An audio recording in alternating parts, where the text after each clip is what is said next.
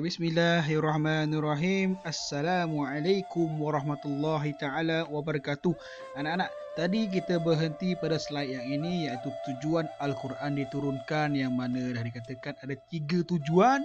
Yang pertama sebagai petunjuk kepada orang yang bertakwa, kedua sebagai bukti kerasulan Nabi Muhammad SAW, dan yang ketiga sebagai mukjizat kepada Rasulullah SAW. Anak-anak yang dirahmati Allah sekalian, okey, tengok yang ini. Penemuan sains dalam Al-Quran. Anak-anak, walaupun begitu, Al-Quran tak dapat dipisahkan dengan dunia sekarang. Al-Quran itu lengkap. Lengkap anak-anak, lengkap. Okey, kegunaan dahulu, semasa dan akan datang. Al-Quran dah ceritakan dalam macam-macam dalam Al-Quran. Okey, termasuklah ada cerita berkaitan dengan sains, penemuan sains dalam Quran. Yang pertama anak-anak, proses kejadian manusia menurut penemuan sains. Dalam Al-Quran menceritakan proses kejadian manusia anak-anak. Okey, seperti mana dalam surah Al-Mu'minun ayat 14, A'udzubillahi minasyaitonirrajim. Bismillahirrahmanirrahim. Summa khalaqna nutfatan alaqatan faqalaqna alaqah mudratan faqalaqna mudrat izaman fakasawna izama lahman summa ansha'nahu khalqan aqra Fatabarakallahu ahsanu khaliqin. Bismillahirrahmanirrahim. Assalamualaikum warahmatullahi ta'ala wabarakatuh. Alhamdulillah anak-anak. Tadi kita berhenti pada slide yang ini, iaitu tujuan Al-Quran diturunkan, yang mana kita dah bincangkan tadi ada 3 tujuan Al-Quran diturunkan. Yang pertama anak-anak, sebagai petunjuk kepada orang yang bertakwa. Yang keduanya sebagai bukti kerasulan Nabi Muhammad SAW, dan yang ketiga anak-anak sebagai mukjizat kepada Rasulullah SAW. Baik, itu slide yang terakhir kita bincangkan sebelum ini, dan hari ini kita masuk dalam tajuk seterusnya dalam tajuk ini, iaitu penemuan sains dalam Al-Quran anak-anak ya. Baik, yang pertama anak-anak, Al-Quran tak dapat dipisahkan dengan ilmu sains. Ada dalam Al-Quran, iaitu proses kejadian manusia menurut penemuan sains. Tengok, dalam Al-Quran tu dah menceritakan bagaimana manusia dicipta. Bukan buku sains sekarang.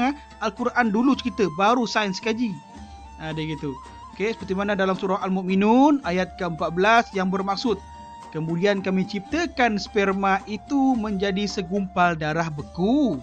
Lalu kami ciptakan darah beku itu menjadi seketul daging. Kemudian kami ciptakan daging itu menjadi beberapa tulang. Kemudian kami balut tulang itu dengan daging. Setelah sempurna kejadian itu, kami bentuk dia menjadi makhluk yang lain sifat keadaannya, maka nyatalah kelebihan dan ketinggian Allah sebaik-baik pencipta. Okey, dalam surah Al-Mu'minun ayat ke-14. Ini adalah gambar berkaitan dengan kejadian manusia menurut sains. Okey, gambar-gambar ini. Dan Al-Quran dah sentuh dah. Ini istilah yang digunakan dalam Al-Quran. Nutfah, iaitu sperma. Alaqah, bermaksud sekumpal darah. Mudrah, maksudnya seketul daging. Izam, maksudnya tulang. Izamul lahman. Izam lahman, maksudnya tulang yang dibalut daging. Okey. Kemudian nombor 6, janin yang ditutup, yang ditiupkan roh, dan seterusnya menjadi bayi. Okey, baby. Ini di dalam rahim mak. Inilah kita anak-anak, gambar kita dalam rahim mama. Gitu. Okey.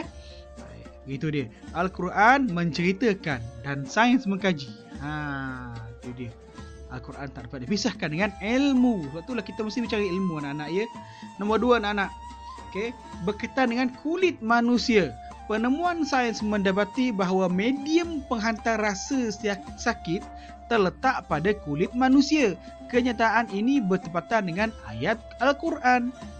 firman Allah Subhanahu wa taala dalam surah An-Nisa yang bermaksud sesungguhnya orang yang kufur ingkar kepada ayat keterangan kami akan bakar mereka dalam api neraka. Setiap kali kulit mereka masak hangus, kami gantikan untuk mereka kulit yang lain supaya mereka dapat merasakan azab sengsara itu.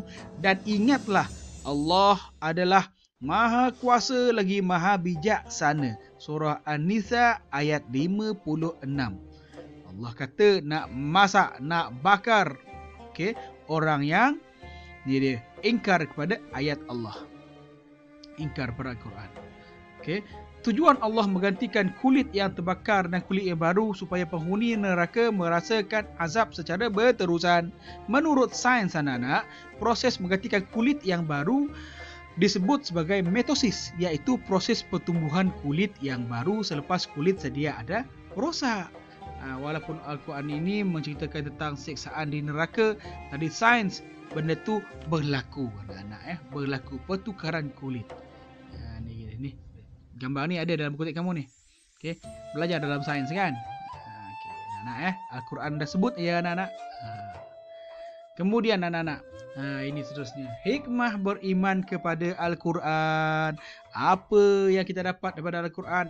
Apa kelebihannya beriman kepada Al-Quran? Yang pertama anak-anak, dapat menjaga jiwa.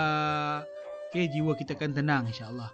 Menjaga keturunan kita, harta kita, kerana Al-Quran melarang perbuatan yang merosakkan seperti membunuh. Itu dia. Al-Quran menegah benda yang buruk dan menggalakkan benda yang perkara-perkara yang baik. Itu dia. Jadi kehidupan kita akan aman, harmonis. InsyaAllah. Baik. Seterusnya, nombor 2 anak-anak, dapat meningkatkan keyakinan kepada Allah Subhanahu wa taala dan kerasulan Nabi Muhammad sallallahu alaihi wasallam, kerana Al-Quran menjelaskan bahawa Allah Subhanahu wa taala mengutuskan nabi sebagai rahmat ke seluruh alam. Tak payah dengar cerita orang lain, daripada Al-Quran cukup. Al-Quran adalah yang terutama anak-anak Al-Quran menceritakan bahawa Nabi Muhammad itu pesuruhnya. Al-Quran tu menceritakan Nabi Muhammad itu adalah Rasul Allah, yang terakhir sekali. Nabi yang terakhir sekali. Jadi jangan pening-pening ya anak-anak. Biarlah orang kata apa benda pun, kita kena yakin, wajib yakin. Wajib yakin dengan Al-Quran dan apa yang diceritakan dalam Al-Quran. Jangan sesekali mengingkarinya.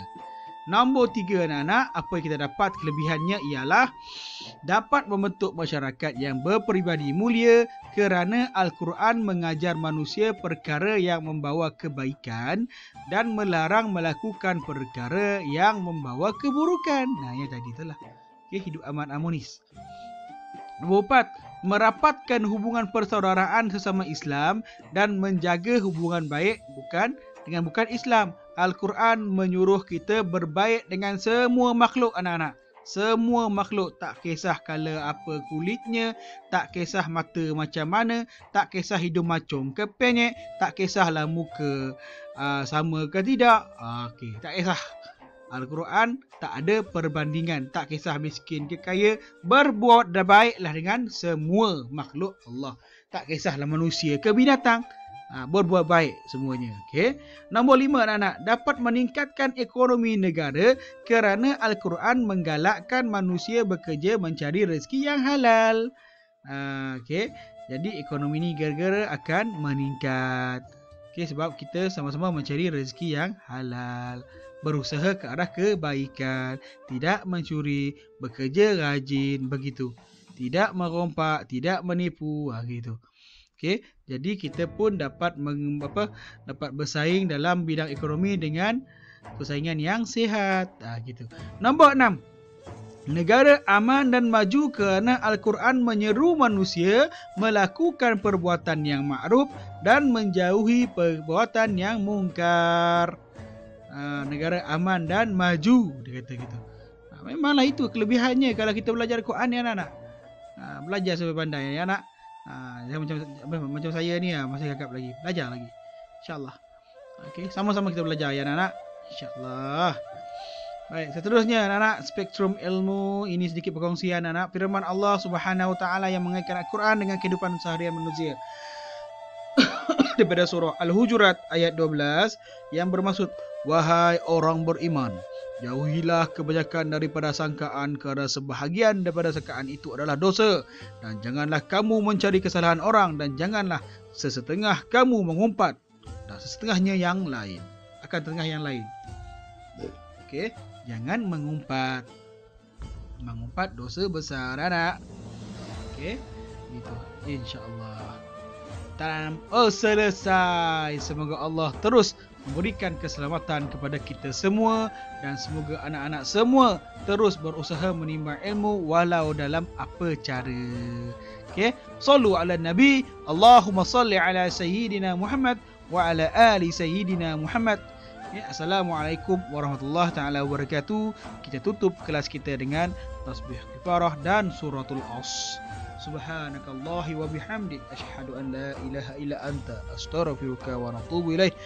Bismillahirrahmanirrahim. Wal 'asri innal insana lafi khusr illa allazina amanu wa 'amilus solihat wa tawassaw bil haqq wa tawassaw bis sabr.